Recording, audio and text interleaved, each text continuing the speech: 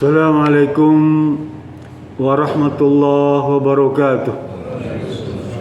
Bismillah, alhamdulillah, wassalatu ala rasulillah, wala hawla wala quwata illa billah, amma ba'd. Hadirin yang dirahmati Allah subhanahu wa ta'ala, ketika pertama kali Islam datang ke Mekah,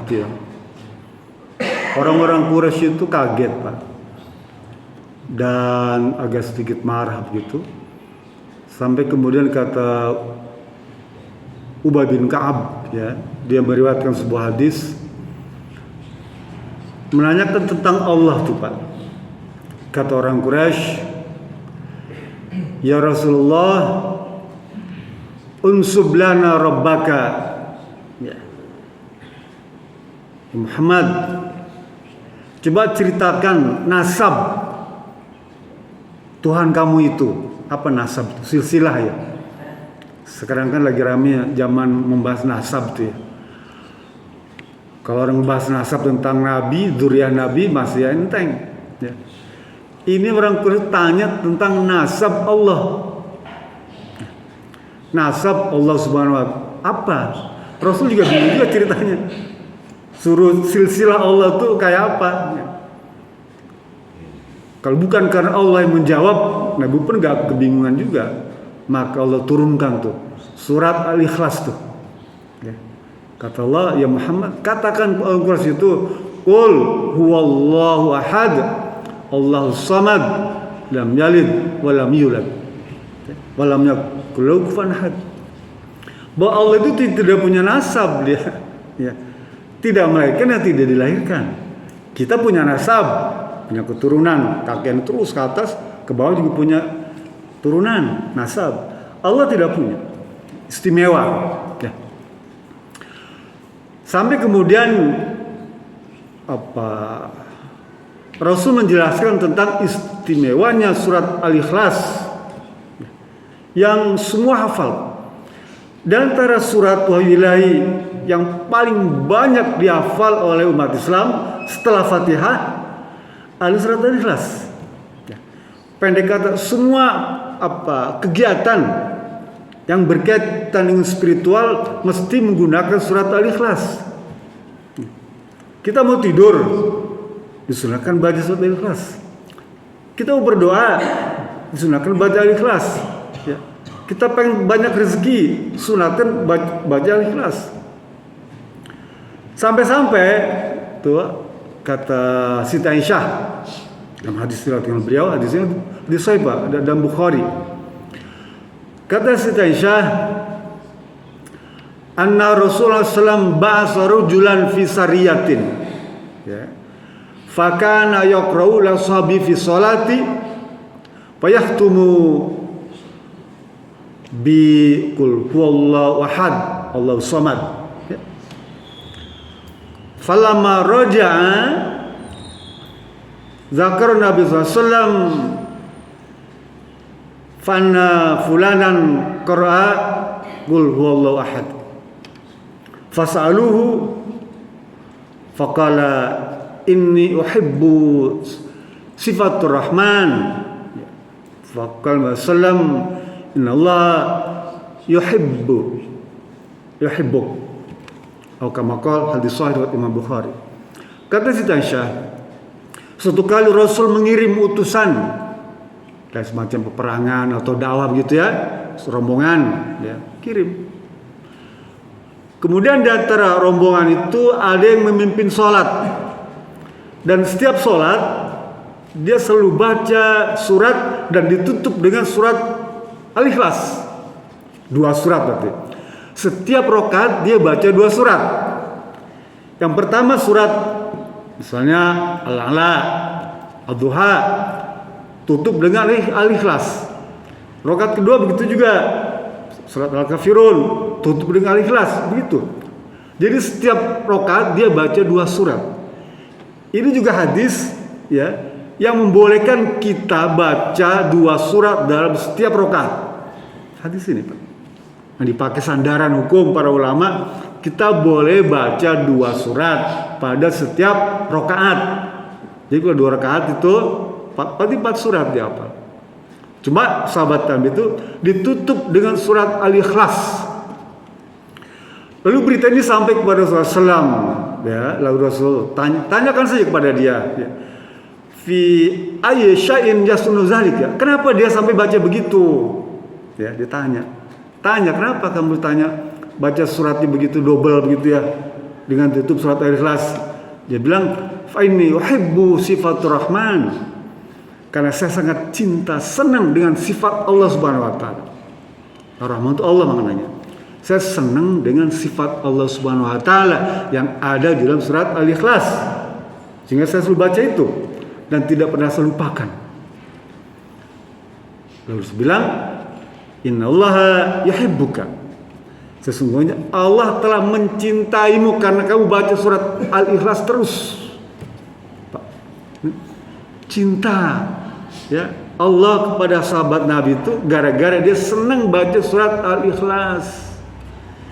Jadi kalau ada imam baca surat Al-Ikhlas terus itu bagus, ya. Bagus. Karena Allah sangat senang. Dalam hadis lain, Pak, berkatakan Anas bin Malik, mirip-mirip, Pak, ya. Jadi kisahnya tuh di Masjid Quba tuh. Masjid Quba tuh kalau Bapak ke Madinah tuh sekitar 8 km ke arah selatan tuh ya. Yang mau ke arah ke Mekah tuh kita pasti lewat situ, ya. Ada Masjid Quba namanya. Masjid yang pertama dibangun oleh Rasulullah SAW adalah Masjid Quba di tanah milik Umamah, ya. Lah ada sahabat Nabi itu kalau jadi imam sholat itu di situ ya, DKM kebetulan dia itu ya, dipercaya oleh masyarakat jamaah Masjid Quba itu jadi imam. Kalau dia mengimami sholat, Pak, ya, dia dimulai dengan surat Al-Ikhlas, ya, ditambah surat yang lain, paham ya? Kalau tadi kan surat Al-Ikhlas yang kedua, ini di Masjid Quba ini surat Al-Ikhlasnya dibaca pertama, baru surat berikutnya dibalik, gitu ya. Setiap rakaatnya begitu. Terus saja, bukan sehari dua, berbulan-bulan. Ini sahabat ini bacanya begitu. Jadi baca surat Al-Ikhlas, baru baca surat yang lain. Baca Al-Ikhlas, baru baca surat yang lain. Makmum nih zaman nih bilang aneh nih, imam dia bilang nih, tegur, imam kenapa sih kok bacanya begitu terus? Nggak ada surat yang lain, dia bilang tuh yang kamu baca tuh. Apa dia bilang? Kalau kamu nggak suka dengan saya jadi imam di sini dengan baca model begini nih, ya udah coret aja saya jadi imam. Sama begitu, Pak. Sahabat Nabi. Kalau kamu nggak suka dengan bacaan saya, ya nggak cocok misalnya nih, ya udah saya nggak jadi imam kamu. Biar sholat sendiri aja saya gitu. Atau jadi imam saya. Udah kamu jadi imam. Gitu, Pak. Lah berita ini disampaikan kepada Nabi Muhammad, ya Rasulullah, itu ada imam di Masjid Quba itu begini. Dia kalau baca surat Al-Ikhlas setiap rakaat itu baru surat yang lain. Dipanggil Rasulullah SAW, kenapa kamu kok begitu? Gak ikutin jamaah kamu yang lain? Dia bilang, ya Rasulullah, ana hibbu fi hadis surah. Saya sangat cinta dengan surat ini. Ya. Surat ini sangat membekas pada diri saya. Apa dia Rasulullah SAW? Yuhibbuka fi hadis surah dakhala jannah. Sebab kamu cinta, senang dengan surat ini, Allah masukkanku ke dalam surga. Coba tuh, Pak. Gara-gara senang baca surat Al-Ikhlas, Allah masukkan dia masuk surga. Kita nih, kalau pengen masuk surga, sering-sering baca surat Al-Ikhlas. Tidak harus dalam sholat, dalam kegiatan lain pun, menjelang tidur, ya. Habis sholat, membuka Al-Quran, pengen dapat rezeki banyak, baca, ya. Dalam hadis lain, Abu Sa'id Al-Khudri, sahabat Nabi, Pak, dia meriwayatkan sebuah hadis Bukhari, Pak, di Sahih semua. Kata Abu Sa'id Al-Khudri, Rasul berkata, Anna Nabi sallallahu alaihi wasallam qala ayahzi'u ayaqra'a sulusa Quran fi lailatin.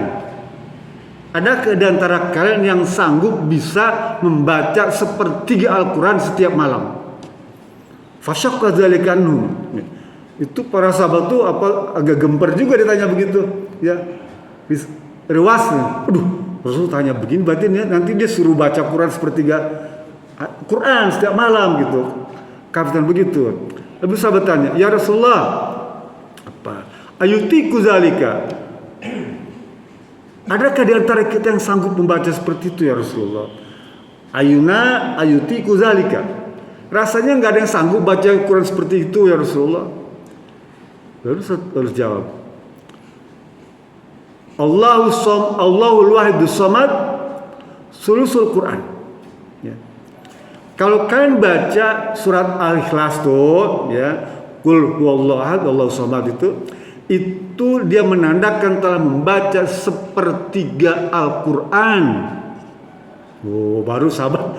Kalau gitu enak juga dia bilang ya. Kita udah kaget tuh. Suruh menghafal, suruh baca sepertiga Al-Quran kan belengar juga ya setiap malam tuh ya. Belengar dan 20 juz. Wah, mabok kita ya. Tapi dengar jawaban gitu, dan kalau kamu baca surat Al-Ikhlas sekali itu tandanya kamu membaca sepertiga Al-Quran. Berarti kalau baca Quran penuh cukup baca 3 kali surat Al-Ikhlas. Maknanya dia telah selesai baca Quran. Kita nih Pak, ya. Kalau baca Quran semua itu kan berat Pak. Kita tahu Quran itu petunjuk, bahkan pedoman hidup, bahkan di dalam ada obat, ya. Mungkin kita nggak berat Pak mencari obat yang susah itu. Ada dalam Quran semua, tapi dengan membaca Al-Ikhlas 3 kali maka sudah mewakili sebagai obat diri kita. Ya. Di sana ada kata as-somad. Apa as-somad itu? Tuh Pak, di tali lampu ini ada gantungan itu ya, panjang tuh. Itu as-somad namanya Pak. Tempat bergantung. Alladzi tasmudu alaihi khalaiqu bihawajihim. Maknanya itu. Jadi as-somad itu tali bergantung. Surat Al-Ikhlas berisi kata-kata as-somad, di mana bergantung semua makhluk ciptaannya. Gak ada yang lain Pak. Gak ada tempat bergantung kita kecuali hanya kepada Allah Subhanahu Wa Taala. Apa saja berkaitan dengan keimanan, iman kita bergantung pada Allah. Ya. Kalau enggak kita bisa melenceng, hanya mengandalkan petunjuk hidayah Allah Subhanahu Wa Taala saja. Apalagi rezeki, apalagi kesehatan, ya, apalagi nasib kita bergantung hanya pada Allah. Ya. Satu-satunya, nggak ada lagi tempat bergantung. Kalau bergantung pada pohon, ada gantung diri, ya, bahaya tuh. Bergantunglah pada Allah Subhanahu Wa Taala, satu-satunya. Sehingga dia tuh witir Pak, tunggal. Semua makhluk Allah ini ada pasangan, ya. Nanti baca surat Yasin tuh. Subhanalladzi khalaqal azwaja kullaha. Maksudnya Allah yang menciptakan semua makhluk ini berpasangan. Kecuali Allah Subhanahu Wa Taala sendiri yang tidak berpasangan. Makanya disebut al-witru. Innallaha witrun yuhibbul witra, ya. Allah itu tunggal, ya, dan dia senang kepada yang ganjil, ya. Yang ganjil Allah senang. Tawaf 7 putaran itu dia senang yang ganjil-ganjil. Sujud bacanya 3 kali, ya. Ruku bacanya 3 kali, senang yang witir-witir, yang ganjil-ganjil. Untuk apa? Mengingatkan kita bahwa Allah itu maha ganjil. Witir. Jadi Allah itu as-somad itu maknanya tempat bergantung. Yang kedua, as-somad itu maknanya apa? Alladzi lau jaufalahu. Zat yang tidak punya rongga. Allah itu tidak punya rongga dia. Zat yang tidak, kita punya rongga. Kalau kita punya rongga pasti perlu ada isinya kan? Udara, makanan, zat, air, macam-macam. Rongga, kita perlu makan untuk mengisi rongga. Allah tidak punya rongga. Ya. La jaufalahu, dia zat yang tidak punya rongga, sehingga tidak butuh makanan, tidak perlu benda-benda, tidak perlu. Ya. Kita yang memerlukan makanan, minuman karena ada rongga. Oleh karena itu, kembali lagi kepada surat Al-Ikhlas tadi, jadikan surat itu sebagai pengingat kita, tazkirah kita bahwa Allah itu tempat di mana bergantung. Bukan hanya tunggal, esa, tapi juga dia tempat bergantung. Dan dia tidak punya nasab, keturunan, silsilah, tidak ada. Ya. Dan yang terakhir, bahwa As-Samad, Al-Had itu merupakan Asmaul Husna. Ya. Sifat-sifat Allah Subhanahu Wa Taala yang 99 itu. Nanti baca surat Al-A'raf ayat 180 tuh. Walillahi asmaul husna fad'auhu biha. Ya. Allah itu punya nama-nama ya, yang bagus. Ada 99 dan berdoalah kalian dengan nama-nama itu. Ya. Maka itu kita disunahkan tawasul dengan nama-nama Allah. Tawasul, sebut dulu nama-nama Allah, baru berdoa. Fad'u biha, maka doa itu mustajabah. Jadi kita mau berdoa nih Pak, di sholat nih, sebut nama Asmaul Husna satu saja, As-Somad misalnya, ya, Al-Witru boleh. Sambung dengan doa keinginan hajat kita, bihawajaitihi, dengan doa yang kita inginkan apa. Itu adalah satu syarat agar doa kita mustajabah. Syaratnya diawali dengan baca Asmaul Husna satu saja, nggak usah banyak-banyak. Ya. Mudah-mudahan ini menjadi tambahan ilmu bagi kita yang kita diberikan kemudahan untuk memahaminya dan mengamalkannya. Bila bisa belilah. Assalamualaikum warahmatullahi wabarakatuh.